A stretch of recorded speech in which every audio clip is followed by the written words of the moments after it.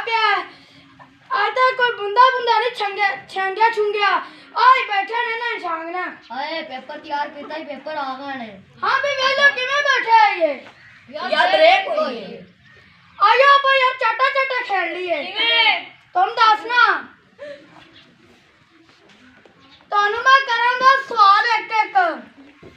ਜੇ ਤੁਹਾਨੂੰ ਆ ਗਿਆ ਤੇ ਤੁਹਾਨੂੰ ਦਿਆਂਗਾ ਸ਼ਾਬਾਸ਼ ਅੱਛਾ ਜੇ ਨਾ ਆਇਆ ਤੇ ਤੁਹਾਨੂੰ ਇੱਕ ਇੱਕ ਚੰਡ ਮਾਰਾਂਗਾ चल ठीक है चल पाकिस्तान ਦਾ ਬਾਨੀ ਕੌਣ ਹੈ ले एडा को मेरा निक्का या मेरे को सवाल पूछ लिया ये तो मेरे लिए कुछ भी नहीं था नवाज शरीफ आया तू इधर थल्ले थोड़े थल्ले हो अब खोतिया नवाज शरीफ नहीं और कादे आजम है अच्छा मैं तो सुना थी नवाज शरीफ है हाँ नवाज शरीफ है ਹੁਣ ਤੇਰੀ ਵਾਰੀ ਹੈ ਕੁੱਕੜ ਆਂਡੇ ਦਿੰਦਾ ਹੈ ਜਾਂ ਬੱਚੇ ਦਿੰਦਾ ਹੈ ਲੈ ਇਹ ਕਿਹੜੀ ਵੱਡੀ ਗੱਲ ਹੈ ਤਾਂ ਸਾਰੀ ਦੁਨੀਆ ਨੂੰ ਪਤਾ ਵੀ ਕੁੱਕੜ ਆਂਡੇ ਦਿੰਦਾ ਹੈ ਅੱਛਾ ਕੁੱਕੜ ਆਂਡੇ ਹੀ ਦਿੰਦਾ ਤੇ ਮੈਂ ਤਾਂ ਕੁੱਕੜ ਆਂਡੇ ਦਿੰਦਾ ਜਰਾ ਥੋੜੇ ਥੱਲੇ ਹੋਵੇ ਨਾ ਐ ਤੇ ਥੱਲੇ ਹੋ ਥੱਲੇ ਆ ਖੋਤਿਆ ਕੁੱਕੜ ਆਂਡੇ ਨਹੀਂ ਦਿੰਦਾ ਉਹ ਤਾਂ ਕੁੱਕੜੀ ਆਂਡੇ ਦਿੰਦੀ ਏ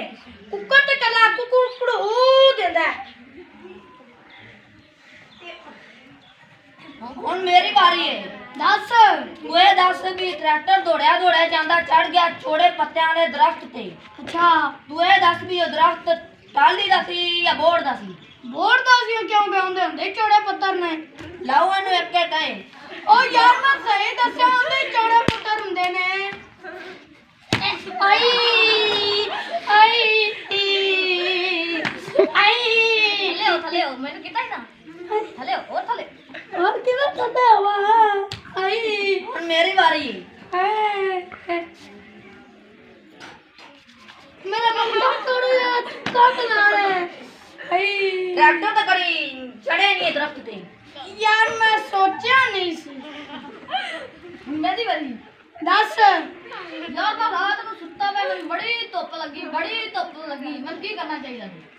तेनू नहाना चाहिए सी ਲਾਓ ਇਹਨੂੰ ਇੱਕ ਇੱਕ यार मैं तेन सही दसा तेन गर्मी लगी तो तू नहा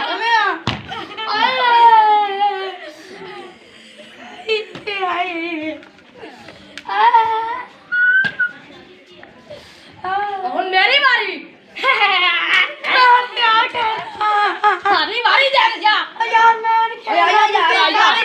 ਯਾਰ तुझे मैंने सारे छांगदे ही मैं